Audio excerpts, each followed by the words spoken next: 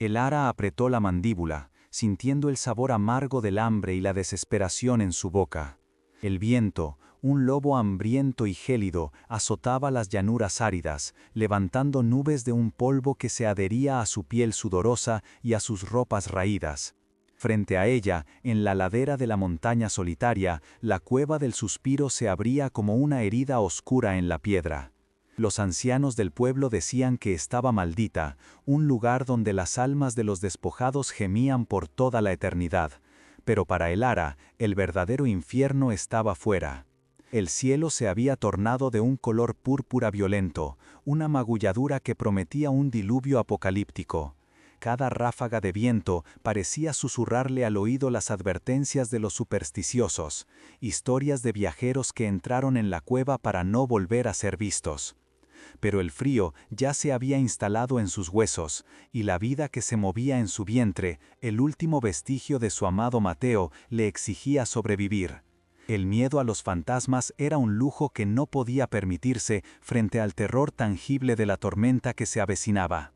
Su mano se posó instintivamente sobre su abultado vientre, un gesto de protección que era ya parte de ella.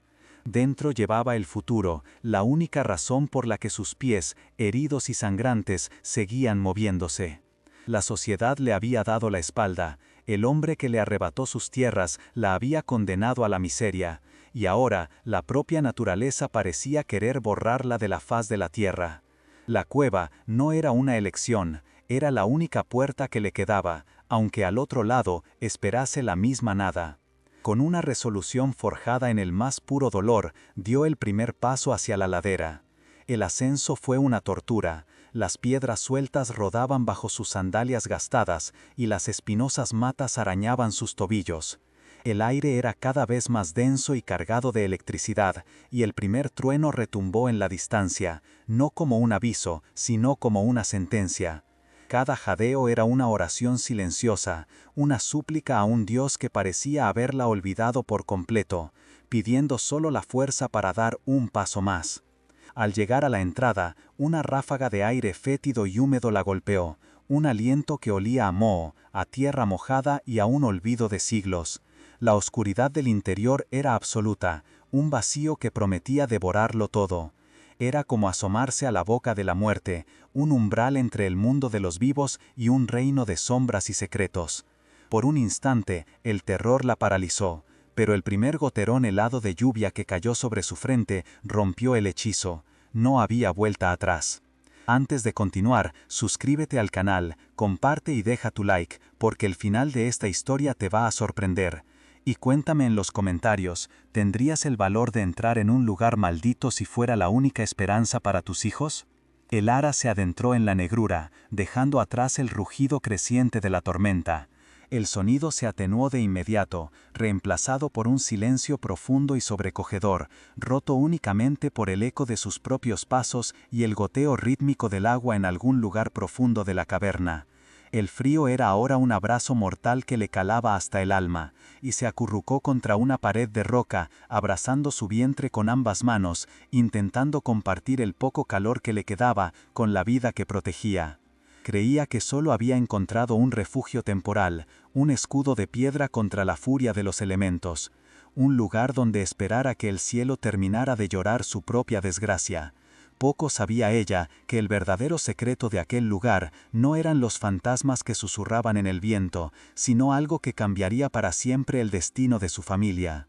Apenas unos meses antes, el mundo de El Ara no olía a moho y a desesperación, sino a tierra húmeda después de la lluvia, al aroma dulce del maíz cociéndose en el comal y al perfume de las flores silvestres que Mateo le traía cada atardecer. Su vida era un tapiz tejido con hilos de sol y risas, una existencia sencilla donde la mayor riqueza era el amor que se profesaba bajo el techo de su humilde pero sólido hogar.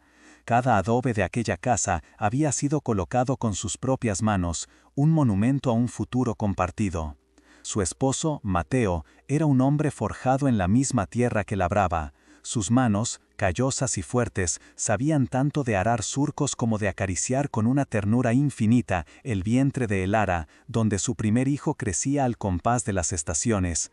No poseían oro ni títulos, pero eran dueños de un tesoro mucho mayor, un pedazo de tierra fértil, heredado de generaciones, y una felicidad tan pura y transparente como el agua del riachuelo que la bordaba, un santuario de paz en un mundo que ya empezaba a cambiar. El Ara recordaba las mañanas, cuando el sol apenas despuntaba sobre las colinas, pintando el cielo de tonos anaranjados y violetas. Se despertaba con el sonido de la respiración tranquila de Mateo a su lado, un ancla en la corriente de la vida. Su amor era una danza silenciosa, una comprensión que no necesitaba palabras. Él trabajaba la tierra con un respeto casi sagrado, y ella convertía sus frutos en el sustento que alimentaba sus cuerpos y sus dueños, sintiendo que cada día era una bendición, una promesa de continuidad.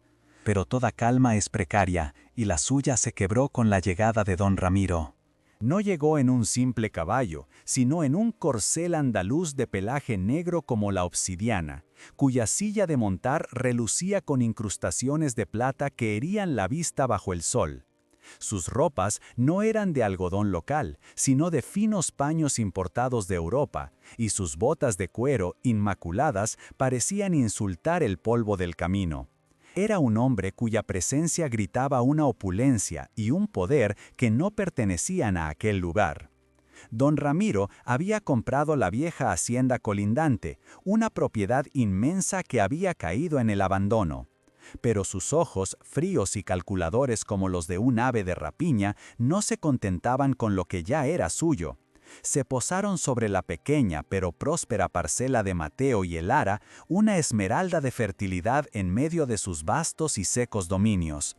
La codicia se instaló en su mirada, un hambre insaciable que no entendía de legados ni de sudor familiar, solo del lenguaje del poder y la posesión. Se presentó ante ellos con una sonrisa que no alcanzaba a calentar la frialdad de sus ojos.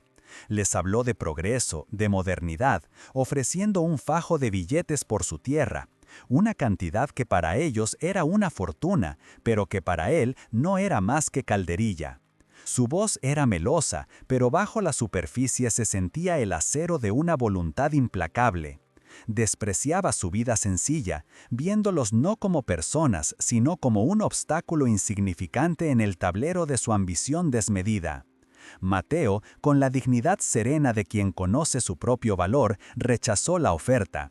Le explicó que aquella tierra era la memoria de sus antepasados, la herencia de su hijo nonato, un lugar donde cada árbol y cada piedra tenían una historia. «Hay cosas que el dinero no puede comprar, señor», le dijo con firmeza, sin saber que con esas palabras no solo defendía su hogar, sino que también firmaba su propia sentencia de muerte. Don Ramiro se marchó en silencio, pero su mirada prometía una tormenta.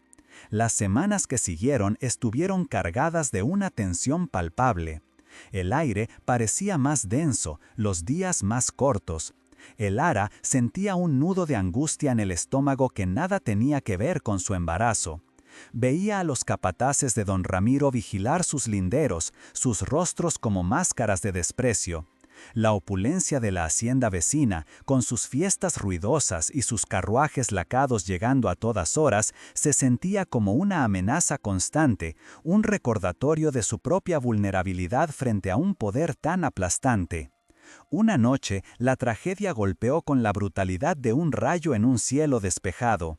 Unos gritos en la oscuridad, el sonido de una pelea y luego un silencio sepulcral que heló la sangre de el Ara. Corrió hacia el campo de maíz, con el corazón martillándole en la garganta, y lo encontró. Mateo yacía sin vida, su cuerpo roto junto a la maquinaria de la cosecha. La versión oficial, dictaminada por un comisario que había cenado la noche anterior en la mesa de don Ramiro, fue un trágico accidente. Pero el Ara sabía la verdad. En el alma sentía la certeza helada de que no había sido el azar, sino la mano fría y calculada de la codicia. El luto la envolvió como un sudario, un dolor tan físico que apenas podía respirar. El mundo perdió su color y su sonido, convirtiéndose en un eco gris de lo que había sido. Cada rincón de su hogar era un fantasma de Mateo, cada objeto un recordatorio de la vida que le habían arrancado con una crueldad inimaginable. Don Ramiro no esperó a que la tierra sobre la tumba de Mateo se asentara. Se presentó en su puerta 2 días después del entierro, no con palabras de pésame, sino con una pila de documentos y la misma sonrisa depredadora. Lo flanqueaban 2 de sus hombres más corpulentos, cuya sola presencia era una amenaza silenciosa. Elara, frágil en su dolor, se enfrentó a él en el umbral de la casa que ahora se sentía vacía y desprotegida. Él le mostró los papeles, hablando de deudas inventadas, de préstamos que Mateo jamás había solicitado, con firmas que eran una burda imitación de la suya. La caligrafía era torpe, la mentira evidente, pero estaba respaldada por el sello de un notario corrupto y el poder inmenso de su fortuna. Era un teatro cruel, una farsa legal diseñada para despojarla de lo último que le quedaba, un acto de villanía tan descarado que desafiaba a la misma decencia humana. Don Ramiro se marchó en silencio, pero su mirada prometía una tormenta. Las semanas que siguieron estuvieron cargadas de una tensión palpable. El aire parecía más denso, los días más cortos. Elara sentía un nudo de angustia en el estómago que nada tenía que ver con su embarazo.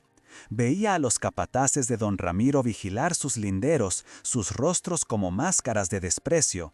La opulencia de la hacienda vecina, con sus fiestas ruidosas y sus carruajes lacados llegando a todas horas, se sentía como una amenaza constante, un recordatorio de su propia vulnerabilidad frente a un poder tan aplastante.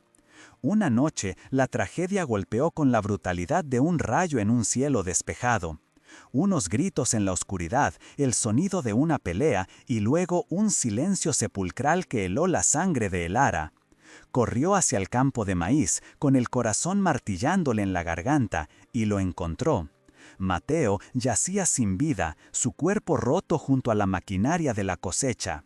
La versión oficial, dictaminada por un comisario que había cenado la noche anterior en la mesa de don Ramiro, fue un trágico accidente.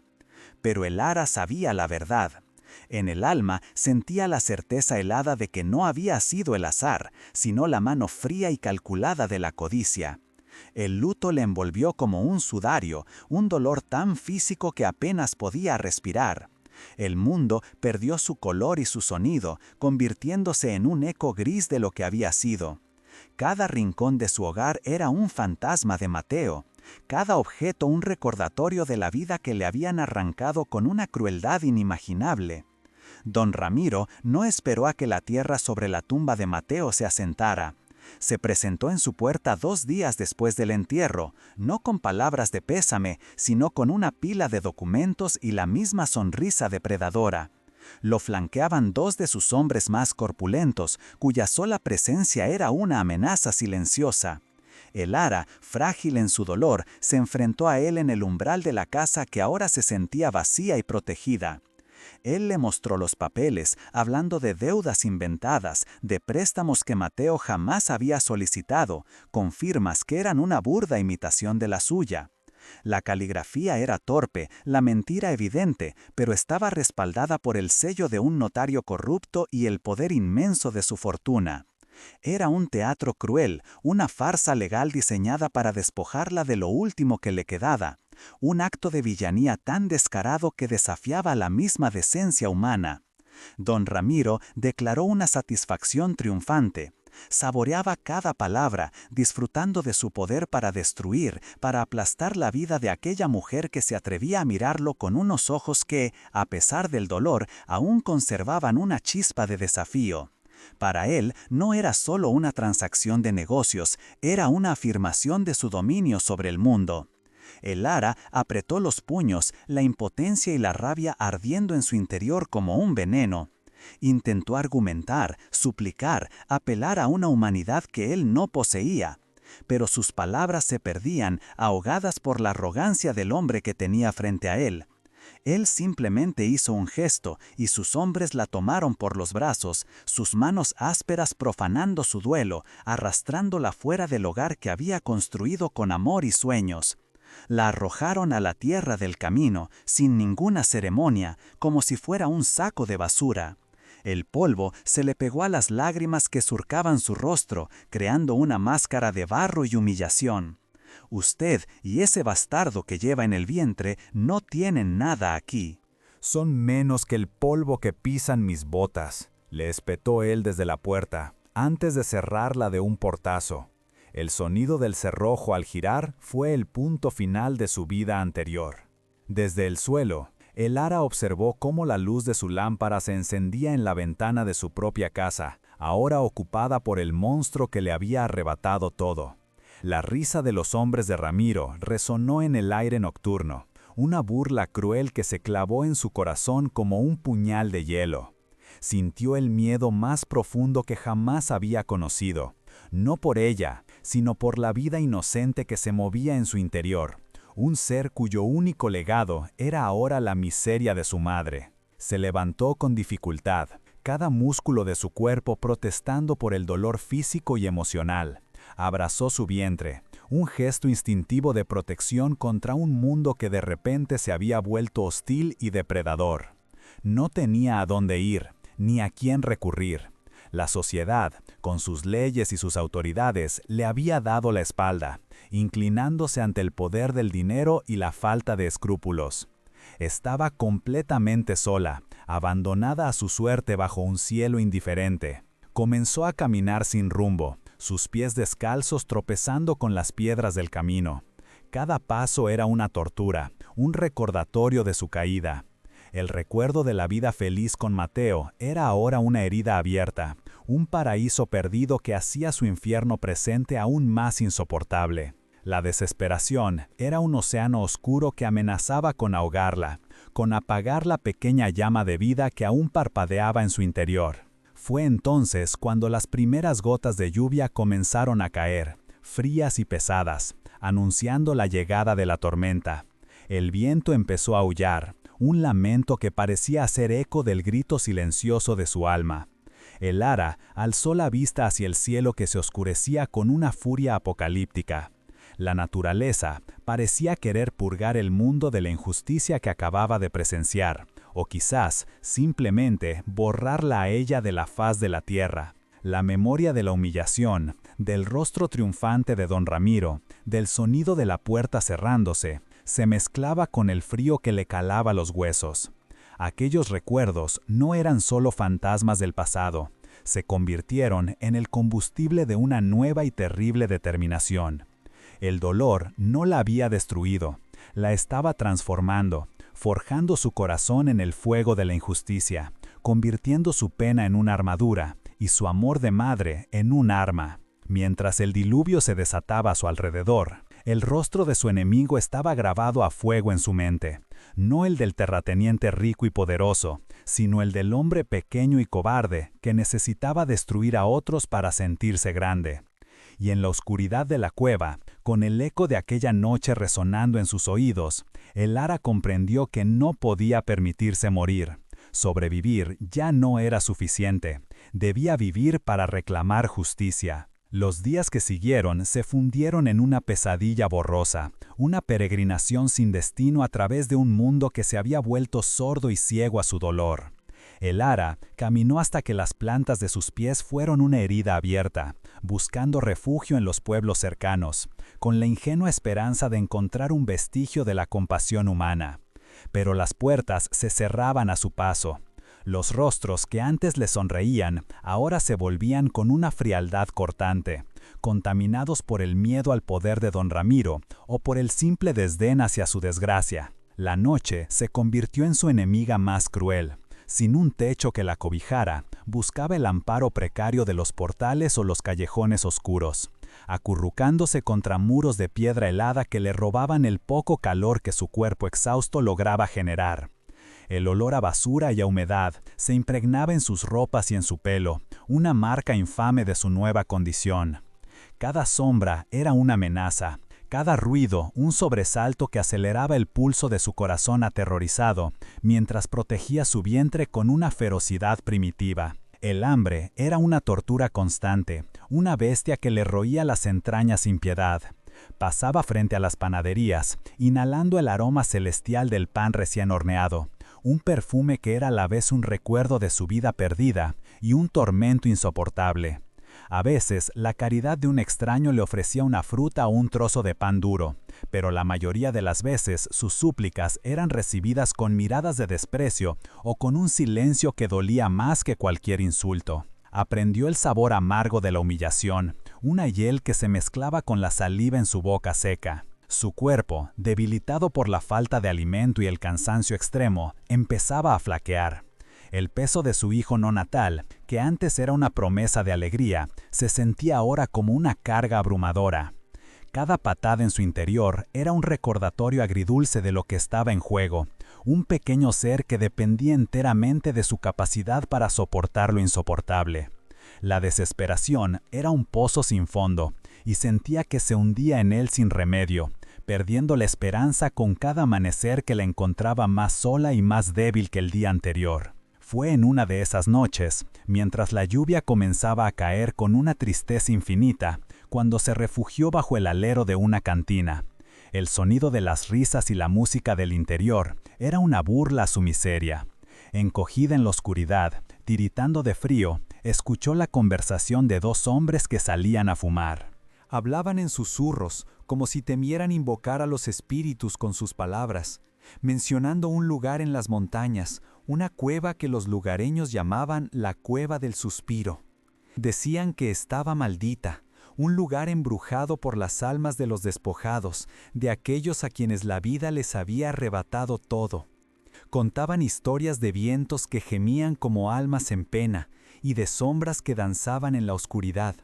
Nadie en su sano juicio se atrevería a pasar una noche allí, pues se decía que quien entraba, si lograba salir, lo hacía con el alma rota y la mente perdida para siempre. Era un lugar olvidado por Dios y temido por los hombres, el último umbral antes del infierno. Para los hombres era solo una leyenda con la que asustarse tras unas copas de tequila, pero para el ara, acurrucada en la oscuridad, esas palabras no fueron un cuento de terror, sino el eco de una posibilidad remota, una idea terrible y a la vez extrañamente reconfortante. ¿Qué maldición podía ser peor que la que ya estaba viviendo? ¿Qué fantasma podría infundirle más miedo que el rostro sonriente de don Ramiro o el espectro del hambre que amenazaba la vida de su hijo? La sociedad la había abandonado, el mundo de los hombres le había demostrado ser el verdadero infierno. Una madre es capaz de caminar sobre el fuero y enfrentarse a los mismos demonios si con ello protege a su hijo. Su amor es una fuerza que desafía a la lógica y a la muerte. Y si la historia del coraje de Elara está tocando tu corazón, si sientes cómo su determinación se enciende en medio de la más profunda oscuridad, ayuda a que su leyenda viaje más lejos. Comparte su viaje, deja que tu apoyo sea la luz que la guíe en las sombras y únete a nosotros en este relato para descubrir si en esa cueva encontrará la salvación o la perdición definitiva. En ese instante algo cambió dentro de ella. El pozo de la desesperación había tocado fondo, y en ese fondo no encontró la rendición sino una roca de determinación pura y dura. La cueva maldita, el lugar que todos temían, se le antojó de repente como el único santuario posible. Un lugar donde los juicios de los hombres no podían alcanzarla, donde la crueldad de la civilización no tenía poder. Si estaba habitada por fantasmas, serían los fantasmas de los despojados, como ella. Quizás, solo quizás, encontraría entre ellos una comprensión que el mundo de los vivos le había negado. Se levantó, sus articulaciones protestando con un dolor agudo. La lluvia se había intensificado, convirtiéndose en un presagio de la tormenta que se avecinaba en el horizonte. Ignoró el frío que le calaba los huesos y la debilidad que nublaba su visión. Ya no veía los rostros indiferentes del pueblo, ni las puertas cerradas. Su mirada se fijó en la silueta oscura de las montañas que se recortaban contra el cielo violáceo, el único faro en su noche interminable. Cada paso que daba para alejarse del pueblo era un acto de renuncia y a la vez de reafirmación. Renunciaba a la falsa esperanza de encontrar ayuda entre sus semejantes y reafirmaba su voluntad de sobrevivir por sus propios medios, por salvajes que éstos fueran. La sociedad la había declarado una paria, la había expulsado de su seno. Pues bien, ella aceptaría su exilio y buscaría su salvación en lo salvaje, en lo prohibido, en el corazón mismo del miedo. El viento comenzó a aullar, trayendo consigo el olor a tierra mojada y a ozono, el perfume de la tempestad. No le importó. El ara sintió una extraña calma apoderarse de su espíritu. Por primera vez desde que le arrebataron su hogar, tenía un destino, un propósito claro. No era un destino de felicidad ni de comodidad, sino uno de supervivencia cruda y desnuda. La cueva del suspiro la esperaba, y ella caminaría hacia ella como quien camina hacia su único y último hogar. El camino era una subida ardua, un sendero de cabras que serpenteaba por la ladera. Las piedras afiladas herían sus pies descalzos y las ramas de los arbustos arañaban su piel, pero ella no sentía el dolor. Su mente estaba fija en la mancha oscura que se adivinaba en la pared de la montaña, una herida abierta en la roca que prometía ser su refugio. El primer trueno retumbó en la lejanía, una voz profunda y gutural que parecía darle la bienvenida a su nuevo reino. La decisión estaba tomada, forjada en el fuego del más puro y absoluto desamparo. No era un acto de locura, como habrían pensado los hombres de la cantina. Era un acto de fe. Una fe desesperada no en los dioses que la habían olvidado, sino en la fuerza indomable de su propio espíritu y en el poder infinito del amor de una madre. Estaba caminando hacia la boca del lobo, pero lo hacía con la certeza de que era el único lugar donde su cachorro podría nacer a salvo. El ara se desplomó justo al cruzar el umbral, su cuerpo exhausto cediendo por fin al abuso de los últimos días. La oscuridad la recibió como una mortaja, un vacío tan denso y absoluto que parecía tener peso y textura. El aire era gélido y olía a tiempo estancado, una mezcla de tierra húmeda, de piedra mojada y del polvo de incontables eras que se adhería a su garganta con cada bocanada desesperada. El rugido de la tormenta se convirtió en un murmullo lejano, un eco sordo que hacía el silencio interior aún más profundo y amenazante. Temblando incontrolablemente, se arrastró más adentro, palpando las paredes ásperas y resumantes de la cueva con las yemas de sus dedos. La roca estaba viva con un frío que parecía emanar del corazón mismo de la montaña.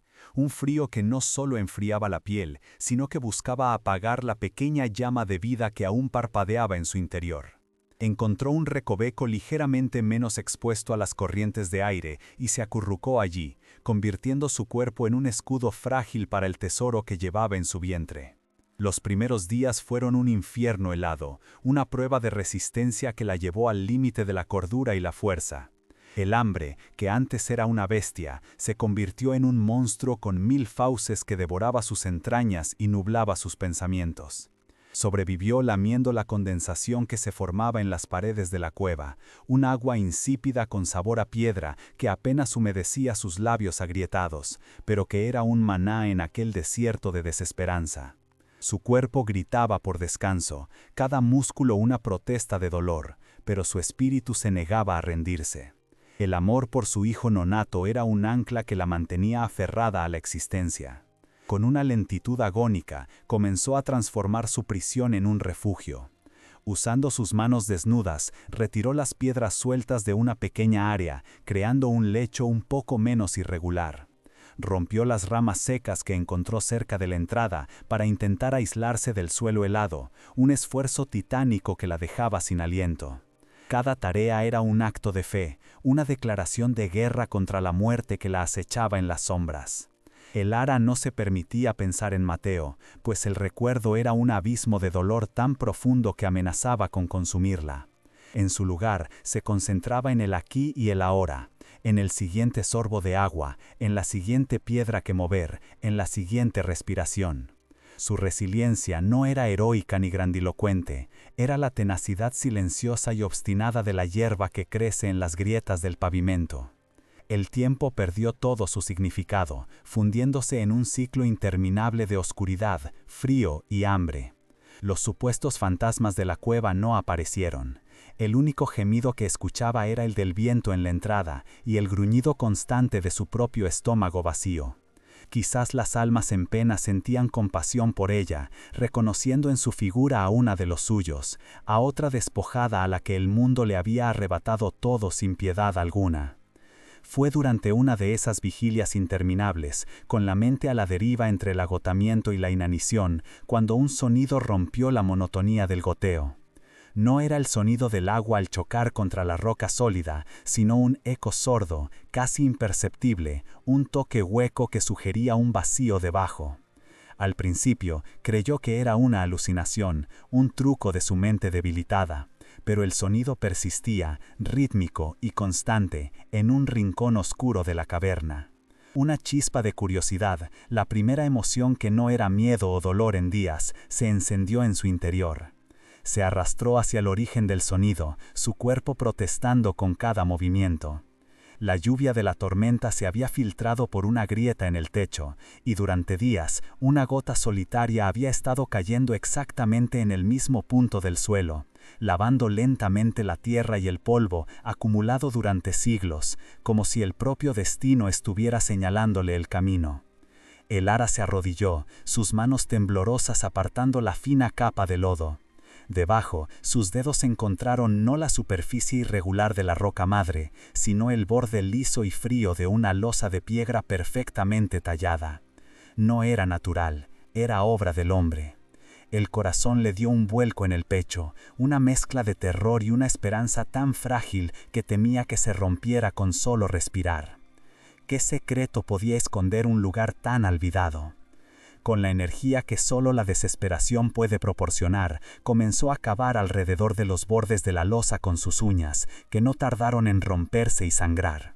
No sintió el dolor. Su mente estaba completamente absorta en la tarea, impulsada por una intuición primordial que le decía que su salvación o su perdición definitiva se encontraba justo debajo de aquella piedra. La losa era pesada, encajada por el peso del tiempo, pero ella empujó y tiró con la fuerza de una leona protegiendo a su cachorro. Finalmente, con un gemido que fue mitad esfuerzo y mitad triunfo, la piedra cedió, deslizándose a un lado con un ruido sordo que retumbó en el silencio de la cueva. Debajo, un agujero negro se abrió como una boca, exhalando un aire aún más antiguo y viciado. Por un momento, el miedo la paralizó. Podría ser una tumba, la entrada a un abismo sin fondo. Pero la necesidad de sobrevivir era más fuerte que cualquier temor a lo desconocido. Buscó a tientas en la oscuridad del hueco, y sus dedos rozaron una superficie fría y rugosa. Hierro, luego madera. Era un cofre. No era grande, pero se sentía inmensamente pesado, no solo por su contenido, sino por el peso de los años que llevaba oculto. Con un último y hercúleo esfuerzo, logró arrastrarlo fuera del agujero y llevarlo a su pequeño refugio improvisado, su respiración agitada formando nubes de vaho en el aire gélido. El cofre era una reliquia de otro tiempo, hecho de una madera oscura que la humedad había casi petrificado. Estaba reforzado con gruesas tiras de hierro forjado, cubiertas por una capa de óxido rojo como la sangre seca. El candado que lo aseguraba era una masa informe de corrosión, una cerradura que había olvidado hace tiempo su propósito. No había oro ni joyas a la vista, solo la promesa silenciosa de un secreto guardado con celo. Usando una piedra afilada, golpeó el candado una y otra vez, cada impacto un eco metálico y seco en la quietud de la cueva. Era un trabajo frustrante y agotador para su cuerpo debilitado, pero la determinación que ahora ardía en sus ojos era una fuerza imparable. Finalmente, con un chasquido metálico que sonó como un disparo, el viejo mecanismo se rindió y se partió en dos. El ara contuvo la respiración, un nudo de anticipación y temor apretándole la garganta. Con manos que temblaban violentamente, levantó la pesada tapa. Un chirrido lastimero rompió el silencio, el sonido de goznes protestando tras un siglo de inactividad. El olor que emergió del interior la golpeó con fuerza. Un aroma a cuero reseco, a papel quebradizo y a un tiempo que ya no existía. No era el olor a podredumbre que esperaba, sino el perfume seco y polvoriento de la historia, el aroma de los secretos bien guardados. Su mirada se posó sobre el contenido, y una ola de decepción casi la ahoga.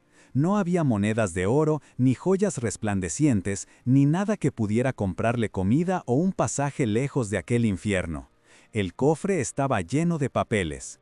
En la parte superior, un diario encuadernado en cuero agrietado, su cubierta descolorida por el paso del tiempo.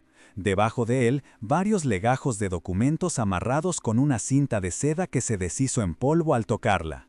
La esperanza, tan fugaz, se desvaneció, dejando tras de sí el sabor amargo de la ceniza. ¿Qué valor podían tener unos papeles viejos para una mujer que se moría de hambre? Sintió las lágrimas de frustración y agotamiento asomar a sus ojos. Estaba a punto de cerrar la tapa y abandonar aquel hallazgo inútil, cuando algo llamó su atención.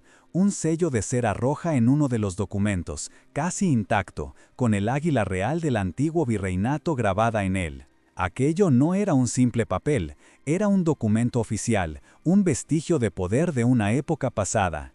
La curiosidad venció a la desesperación. Tomó el diario con un cuidado reverencial, como si temiera que se desintegrara en sus manos. La poca luz que se filtraba desde la entrada de la cueva era suficiente para distinguir la caligrafía elegante y firme que llenaba las páginas amarillentas. Abrió el diario por la primera página y comenzó a leer. La tinta se había desvanecido, pero las palabras eran legibles. «Mi nombre es Alejandro de la Vega y Montes», leyó en un susurro. El apellido la golpeó como un rayo. De la Vega. Era el apellido de don Ramiro.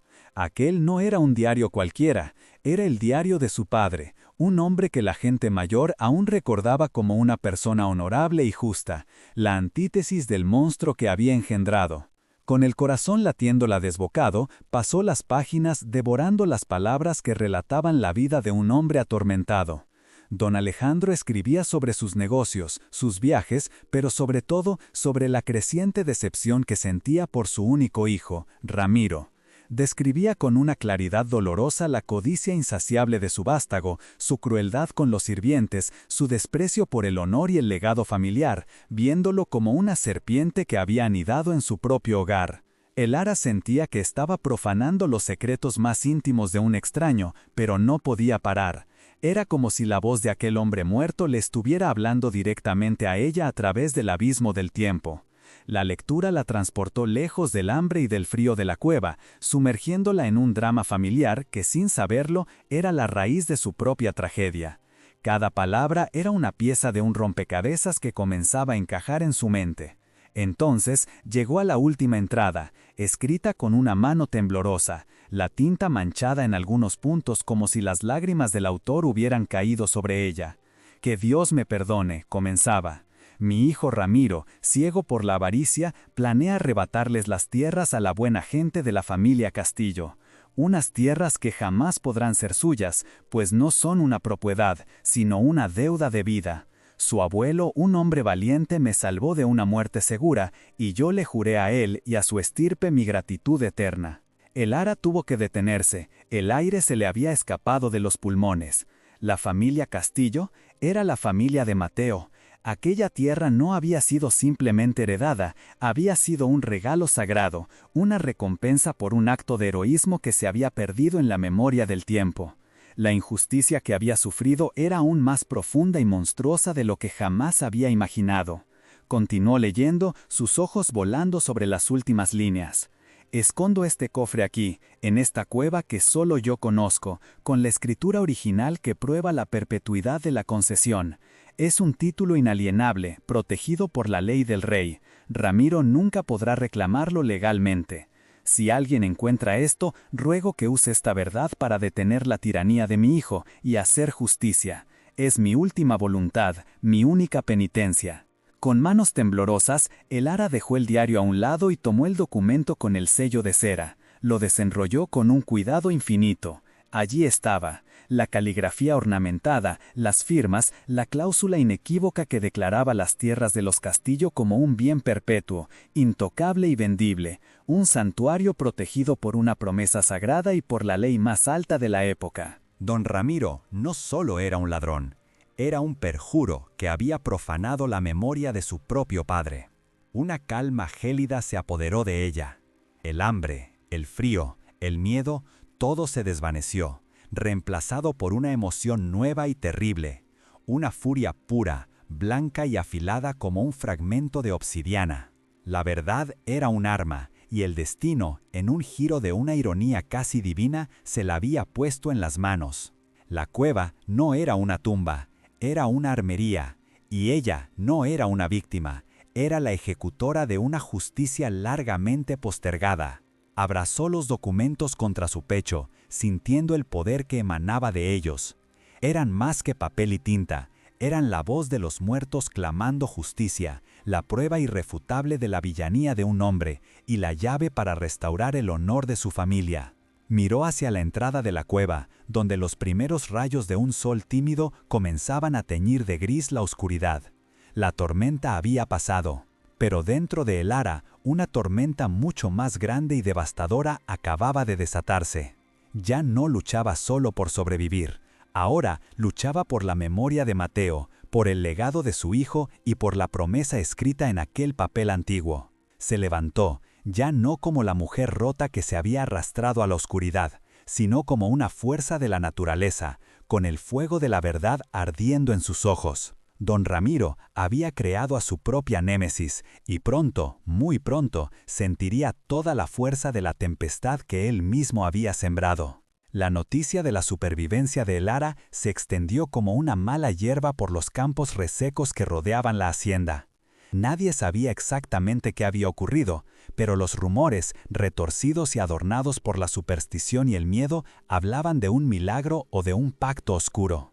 Un pastor, que había visto su silueta descender de la montaña al amanecer, juró que no caminaba como una mujer desamparada, sino como una reina que regresa a reclamar su trono, y que un aura extraña la rodeaba, como si los mismos espíritus de la cueva la escoltaran. Estos susurros cargados de misterio llegaron a los oídos de don Ramiro en su opulenta sala de estar, mientras degustaba un coñac francés cuyo precio podría haber alimentado a una familia durante un año entero. Al principio se burló. ¿La viuda loca, viva? Era imposible. La tormenta y el hambre debían haber acabado con ella.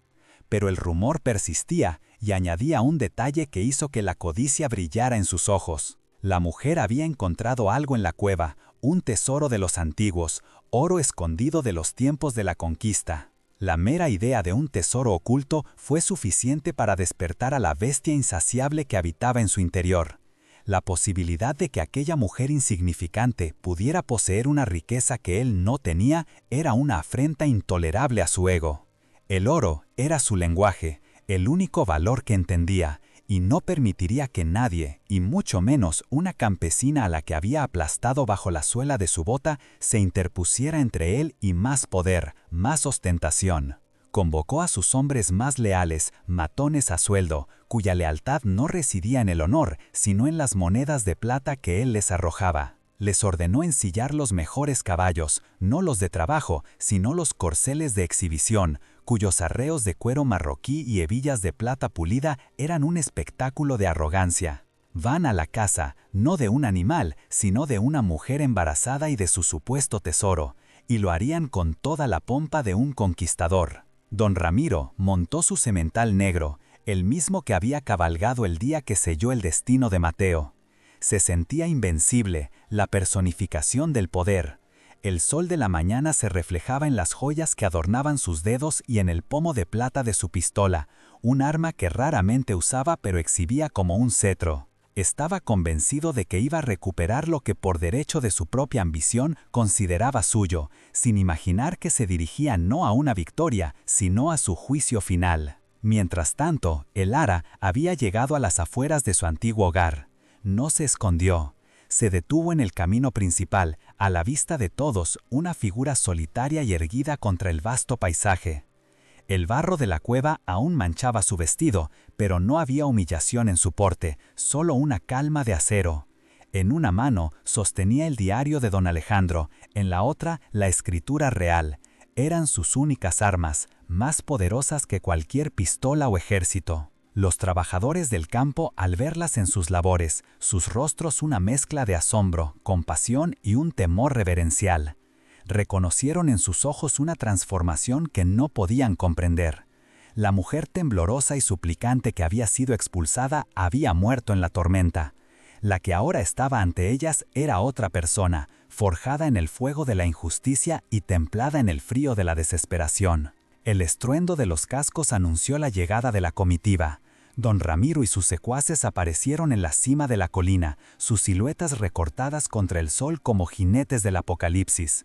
Avanzaron levantando una nube de polvo dorado, una demostración de fuerza diseñada para intimidar y aplastar cualquier espíritu de resistencia. El contraste entre su opulencia violenta y la serena dignidad de Elara era un abismo. Don Ramiro detuvo su caballo a pocos metros de ella, mirándola desde arriba con una sonrisa de puro desdén.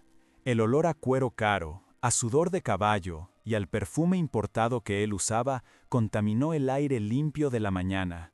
Sus ojos recorrieron su figura con desprecio, deteniéndose en su vientre abultado, un recordatorio de la estirpe que había intentado aniquilar por completo. «Vaya, vaya, miren lo que el viento ha traído de vuelta», espetó, su voz goteando sarcasmo. «La rata ha salido de su agujero. Supongo que la vida en las alcantarillas no es tan cómoda. ¿Dónde está el oro que encontraste, ladrona? Entrégamelo y quizás te deje vivir como una de mis sirvientas». Sus hombres rieron, una carcajada burda y cruel que resonó en el silencio expectante. Se sentían seguros, amparados por el poder de su patrón, convencidos de que estaban a punto de presenciar otra humillación. No veían a la mujer que tenían delante, solo el objeto de su desprecio, una pieza insignificante en el juego de su amo. Elara no respondió de inmediato. Dejó que el silencio se asentara, que la tensión creciera hasta hacerse casi insoportable. Levantó la vista, y por primera vez sus ojos se encontraron con los de él sin una pizca de miedo. Su mirada era fría, clara y penetrante, como la de un juez a punto de dictar sentencia. La sonrisa de don Ramiro vaciló por un instante, desconcertado por aquella ausencia de terror. «No he encontrado oro, don Ramiro», dijo finalmente, su voz tranquila pero con un filo que cortaba el aire. «He encontrado algo mucho más valioso. He encontrado la verdad, y he encontrado el honor que usted nunca conoció y que su padre perdió la esperanza de enseñarle». Avanzó un paso, lenta y deliberadamente, hacia el hombre a caballo. No había súplica en sus movimientos, sino una autoridad que emanaba desde lo más profundo de su ser. Los trabajadores, que observaban desde la distancia, se acercaron instintivamente, formando un semicírculo, convirtiéndose sin saberlo en el jurado de aquel tribunal improvisado bajo el cielo abierto. Don Ramiro frunció el ceño, su confusión convirtiéndose rápidamente en ira. ¿Honor? ¿Verdad? Esas palabras no significaban nada para él. Eran conceptos para débiles y pobres. «Basta de estupideces, dame lo que encontraste en esa cueva o juro que te arrancaré la piel a tiras», gritó, su mano yendo instintivamente hacia la pistola de pomo de plata. Fue entonces cuando Elara levantó el diario. El sol de la mañana iluminó la cubierta de cuero agrietado, un objeto que don Ramiro reconoció al instante. Era el diario personal de su padre, el que había buscado sin éxito tras su muerte, el único lugar donde el viejo Alejandro se atrevía a escribir sus verdaderos pensamientos. Un sudor frío comenzó a perlar la frente del terrateniente. «¿Reconoce esto?», preguntó Elara, su voz resonando con una claridad implacable. Son las palabras de su padre, un hombre que murió avergonzado del monstruo que había criado, un hombre que en su último acto de decencia intentó proteger a inocentes de la codicia de su propia sangre. El color desapareció del rostro de don Ramiro, reemplazado por una palidez cerúlea. El mundo a su alrededor pareció encogerse, centrándose en aquel objeto que contenía su condena. Sus hombres dejaron de reír, intercambiando miradas nerviosas, sintiendo cómo el terreno sólido de poder bajo sus pies comenzaba a resquebrajarse y a convertirse en arenas movedizas. «Mentiras, es una falsificación, una brujería», tartamudeó él, pero su voz carecía de convicción. El pánico comenzaba a aflorar en sus ojos, el pánico de la bestia acorralada, que ve cómo las paredes de su jaula se cierran inexorablemente a su alrededor. Una jaula construida con sus propias mentiras. Elara no se inmutó. Con una calma solemne, abrió el diario en una página marcada y comenzó a leer. Su voz, clara y firme, proyectó las palabras de don Alejandro por todo el patio. Leyó sobre la vergüenza, sobre la crueldad de Ramiro, sobre sus planes para robar las tierras de los Castillo. Cada palabra era un martillazo en el ataúd de la reputación de don Ramiro. Los murmullos entre los trabajadores crecieron, convirtiéndose en un rumor airado. Las piezas del rompecabezas encajaban, la muerte accidental, la repentina expulsión de Lara, la crueldad sin motivo, todo tenía sentido.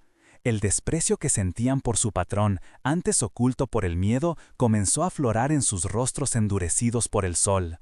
Y para asegurarse de que su tiranía no quedara impune, continuó Lara, su voz alcanzando un crescendo dramático. Su padre escondió esto. Con su otra mano desenrolló la escritura. El sello de cera roja del virreinato, casi intacto, brilló bajo el sol como una gota de sangre, un símbolo de un juramento sagrado y una ley inquebrantable. «¡La escritura original!», exclamó uno de los capataces más viejos, que había servido al padre de Ramiro y conocía la historia.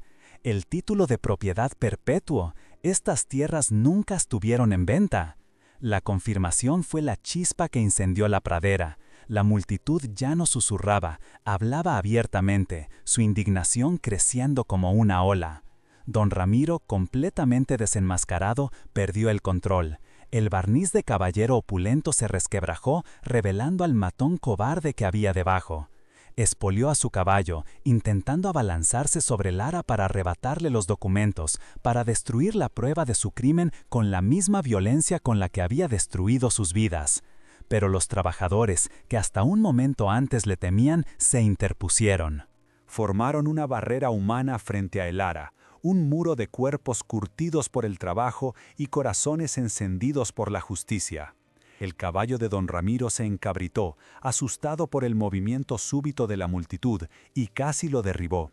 «¡Asesino! ¡Ladrón!», gritaban ahora las voces. Las herramientas de labranza que sostenían en sus manos ya no parecían instrumentos de trabajo, sino armas improvisadas. Sus ojos, antes bajos y sumisos, ahora lo miraban con un odio puro y sin disimulo. El poder de don Ramiro, construido sobre el miedo y el dinero, se disolvió en un instante. Sus propios hombres, al ver la situación, al sentir el cambio de viento, retrocedieron lentamente. Su lealtad era al poder, y el poder acababa de cambiar de manos. No iban a arriesgar sus vidas por un hombre que acababa de ser expuesto como un fraude y un criminal a los ojos de toda la comunidad. Lo dejaron solo, aislado en el centro de la tormenta que él mismo había creado. Don Ramiro miró a su alrededor, a los rostros que lo condenaban, al muro de hombres que protegía a la mujer que había intentado destruir. Estaba atrapado, despojado de su autoridad, de su respeto, de su máscara. No le quedaba nada más que su riqueza, un montón de oro y posesiones que de repente se sentían frías e inútiles. Lara se mantuvo en silencio, dejando que la justicia del pueblo siguiera su curso. Observó cómo el hombre que le había arrebatado todo era consumido por las consecuencias de sus actos. No sentía triunfo, ni siquiera odio. Sentía una paz fría y profunda. La paz de saber que la memoria de Mateo había sido honrada y que el futuro de su hijo estaba a salvo. Con los documentos aún en la mano, se dio la vuelta y comenzó a caminar hacia la casa, su casa. La multitud se abrió para dejarla pasar, sus miradas ahora llenas de un respeto que rayaba en la veneración. Cada paso que daba era un acto de reclamación, borrando las huellas de su humillación y reescribiendo la historia de aquel lugar con la tinta de la verdad. El enfrentamiento había terminado, no con un disparo de pistola, sino con el poder de unas palabras escritas hacía mucho tiempo. La confesión de un padre y la valentía indomable de una madre. La máscara de don Ramiro se había hecho añicos y todo lo que quedaba era la fea verdad, expuesta para que todos la vieran bajo el sol implacable. Atrapado en el centro de su propio escenario, despojado de su público y de su poder, don Ramiro parecía encogerse sobre la magnífica montura de su corcel andaluz. El animal, nervioso, sentía el cambio en la atmósfera, la densa marea de hostilidad que emanaba de la multitud. El sol, que antes hacía brillar las joyas de Ramiro como estrellas de poder, ahora solo iluminaba el sudor del pánico en su frente y la patética desolación de un rey cuyo imperio se había desmoronado en un instante. Sin pronunciar una sola palabra más, el ara le dio la espalda. Aquel gesto tan simple y tan definitivo fue más poderoso que cualquier grito de condena. Era la anulación total, el reconocimiento de que él ya no era una amenaza, ni siquiera un adversario digno de su atención. Comenzó a caminar hacia la puerta de su casa, y la multitud, como si obedeciera una orden silenciosa, se abrió para dejarla pasar, creando un pasillo de respeto que la conducía de vuelta a su vida. No fue necesaria la violencia física. El desprecio colectivo fue un arma mucho más afilada y humillante. Los propios hombres de Ramiro, viendo su causa perdida, lo escoltaron fuera de los límites de la propiedad, no como guardias, sino como carceleros de su vergüenza. Se marchó sin sus títulos, sin su tierra robada, sin su máscara de opulencia, montando su caballo de exhibición no como un terrateniente, sino como un fugitivo, expulsado de su propio fraude. Al cruzar el umbral de su hogar, el aire viciado la golpeó. Olía a él, al humo de sus puros cubanos, al coñac caro derramado sobre la madera, al perfume rancio de su arrogancia. Lo primero que hizo el ara fue abrir todas las ventanas, de par en par, permitiendo que la brisa pura del campo entrara y barriera los últimos vestigios del tirano. Era un acto de purificación, un exorcismo que devolvía el alma a las paredes de adobe que ella y Mateo habían levantado con amor. Los trabajadores, liberados del yugo del miedo, la rodearon, pero no con la sumisión de antes, sino con la camaradería de los iguales. Le ofrecieron sus manos, sus herramientas y su lealtad incondicional. Aquella mañana en el patio polvoriento de la hacienda, no solo se había restaurado una propiedad, se había fundada una comunidad sobre las cenizas de la tiranía, unida por una verdad desenterrada de las profundidades de una cueva olvidada. La historia, con la contundencia de una leyenda, viajó hasta la capital. Un juez de la ciudad, un hombre de leyes conocido por su incorruptibilidad, se interesó por el insólito caso del documento virreinal. Viajó hasta allí, examinó la escritura con su sello real y el diario con la confesión de don Alejandro. La ley, que una vez había sido un instrumento de opresión en manos de Ramiro, ahora se convertía en el martillo que sellaba su ruina definitiva y restauraba el honor de el ara. Ella no buscó venganza, sino restauración. Con los recursos que la tierra le ofrecía, pagó los salarios justos que habían sido negados durante mucho tiempo y reparó las casas de los trabajadores. Reabrió el pozo que Ramiro había cerrado por puro egoísmo y compartió el agua con todos.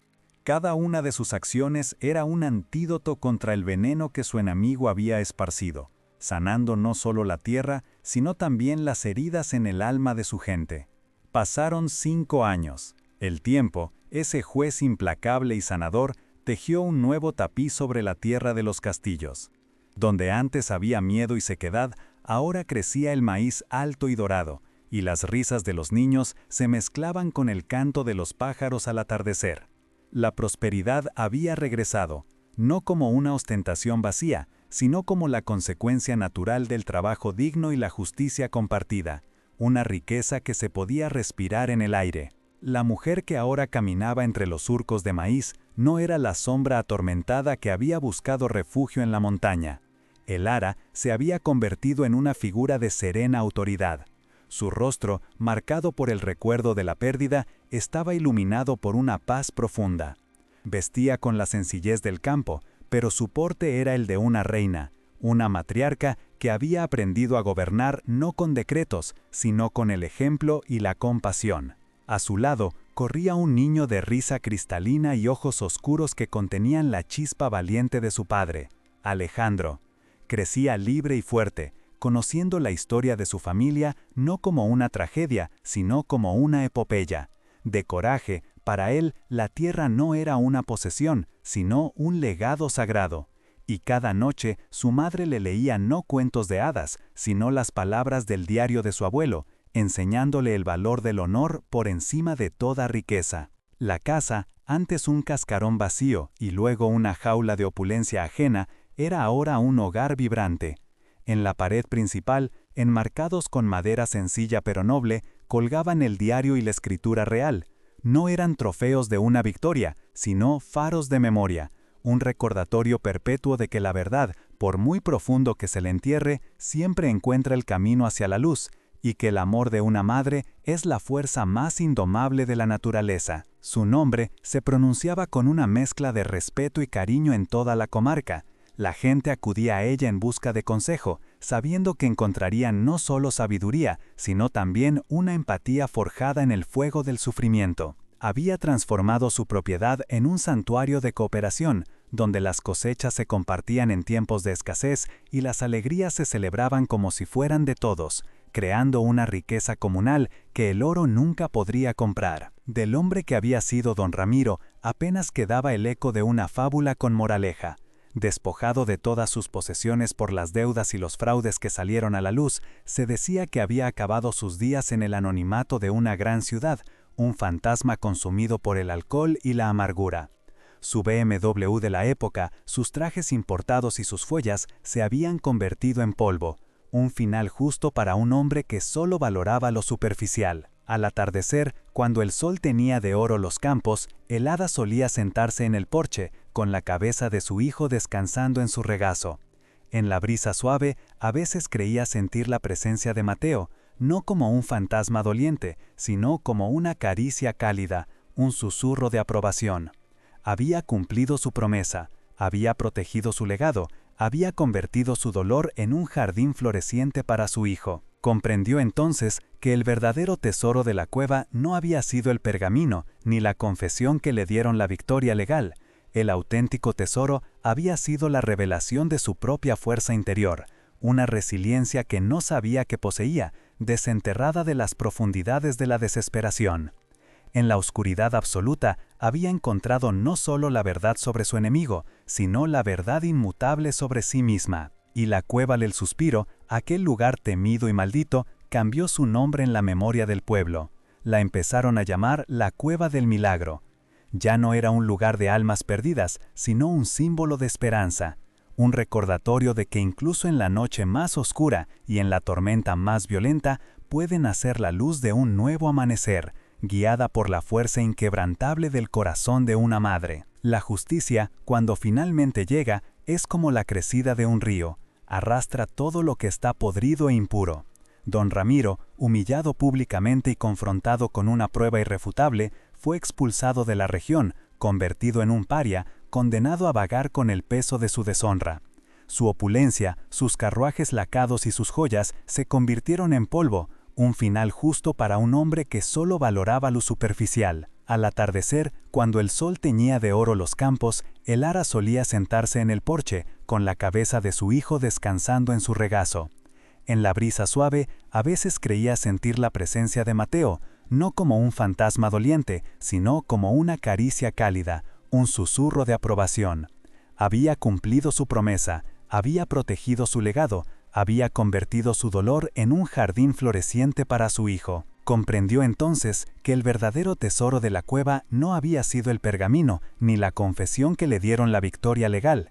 El auténtico tesoro había sido la revelación de su propia fuerza interior, una resiliencia que no sabía que poseía, desenterrada de las profundidades de la desesperación. En la oscuridad absoluta había encontrado no solo la verdad sobre su enemigo, sino la verdad inmutable sobre sí misma. Y la Cueva del Suspiro, aquel lugar temido y maldito, cambió su nombre en la memoria del pueblo. La empezaron a llamar la Cueva del Milagro. Ya no era un lugar de almas perdidas, sino un símbolo de esperanza, un recordatorio de que incluso en la noche más oscura y en la tormenta más violenta puede nacer la luz de un nuevo amanecer, guiada por la fuerza inquebrantable del corazón de una madre. La justicia, cuando finalmente llega, es como la crecida de un río, arrastra todo lo que está podrido e impuro.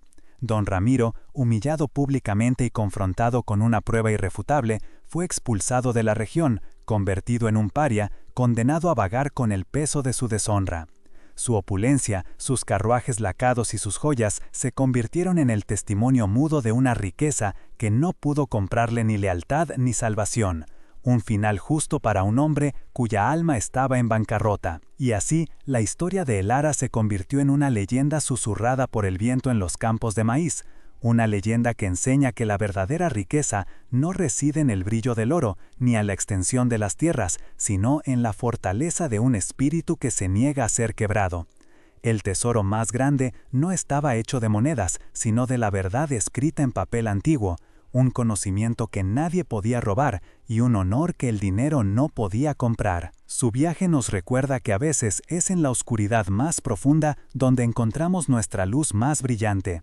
Fue arrojada al abismo de la desesperación, forzada a refugiarse en un lugar maldito por el miedo y la superstición. Pero fue allí, en el corazón de las sombras, donde desenterró no solo la llave de su futuro, sino la fuerza indomable que siempre había habitado en ella, esperando el momento de ser despertada. Por la más dura de las pruebas. La historia de Elara es, por encima de todo, un himno al poder inquebrantable del amor de una madre. Fue el latido de la vida en su vientre lo que la impulsó a dar un paso más cuando sus pies sangraban, lo que la obligó a buscar refugio en la boca del lobo. Ese amor fue su armadura contra la crueldad del mundo y la brújula que la guió a través de la tormenta más oscura, demostrando que no existe fuerza en la naturaleza más feroz que la de una madre protegiendo a su cachorro. Aprendemos también que la justicia puede tardar, que puede esconderse en los rincones olvidados del tiempo, pero nunca olvida. No fueron los jueces corruptos ni los hombres de poder quienes la impartieron, sino la voz de un padre arrepentido hablando desde la tumba.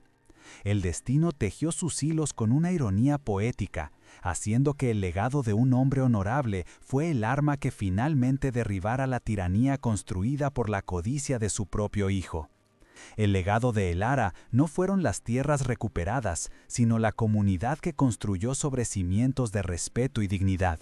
Demostró que un líder no se define por la ostentación de su poder, sino por la compasión con la que lo ejerce. Su historia se convirtió en el alma de aquel lugar, un recordatorio perpetuo de que la integridad es más fértil que cualquier campo, y que el coraje, como una semilla, puede florecer incluso en el suelo más árido y desolado. La fuerza de una madre puede mover montañas y reescribir el destino.